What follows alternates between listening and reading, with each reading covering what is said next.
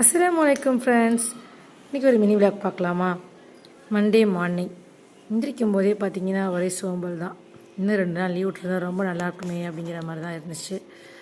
அதோட இன்ச்சு பார்த்துருந்தேன். Night millet தோசைக்கு மாவு அரைச்சி வச்சுருந்தேன்னா அது நல்லா பொங்கி வந்துருந்துச்சு.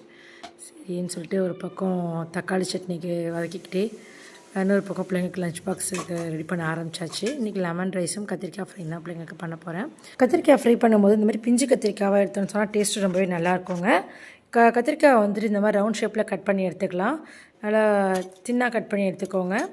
அப்போ தான் சீக்கிரமாக பொரியும், டேஸ்ட்டும் நல்லாயிருக்கும். இதெல்லாம் வாஷ் பண்ணி எடுத்துகிட்டு 1 டீஸ்பூன் அளவுக்கு உப்பு, 1/2 டீஸ்பூன் அளவுக்கு மஞ்சள் தூள், 1/2 டீஸ்பூன் அளவுக்கு ஜீரகத்தூள், 1 டீஸ்பூன் அளவுக்கு மிளகாய்த்தூள் சேர்த்துட்டு நல்லா மிக்ஸ் பண்ணி விட்டுக்கோங்க.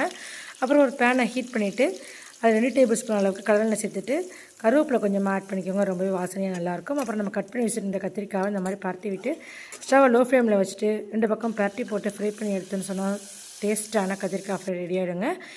இது ரச சாதத்துக்கு, தயிர் சாதத்துக்கு ரொம்பவே சூப்பராக இருக்குங்க. பிள்ளைங்க பார்த்திங்கன்னா இன்றைக்கி வந்துட்டு எங்களுக்கு மில்லட் தோசைக்கு கத்திரிக்காய் ஃப்ரையை வச்சுடுமா, தக்காளி சட்னி எங்களுக்கு வேணாம் அப்படின்னு சொல்லிட்டாங்க. அந்தளவுக்கு பிள்ளைங்களுக்கு ரொம்பவே பிடிக்கும் கத்திரிக்காய் ஃப்ரை. கண்டிப்பாக ட்ரை பண்ணி பாருங்கள். ட்ரை பண்ணி பார்த்துட்டு எப்படி இருக்குங்கிறத மறக்காமல் எனக்கு கமெண்ட்லேயும் சொல்லுங்கள். அப்புறம் ஸ்நாக்ஸுக்கு வந்துட்டு பிள்ளைங்க நேற்றே சொல்லியாச்சு, எனக்கு இன்றைக்கி நட்ஸ் தான் வைக்கணும் அப்படின்னு சொல்லிட்டு, அதனால் பிள்ளைங்களுக்கு அதுவும் பேக் பண்ணியாச்சுங்க. பிள்ளைங்களுக்கு லஞ்ச் பாக்ஸ் ரெடி பண்ணும்போது நமக்கு எங்கேருந்து தான் சுறுசுறுப்பு வருதுன்னு தெரியலைங்க. ஏன்னா எழுந்துச்சி வரும்போது பார்த்திங்கன்னா ஒரு மாதிரி டல்லாகவே தான் இருக்குது.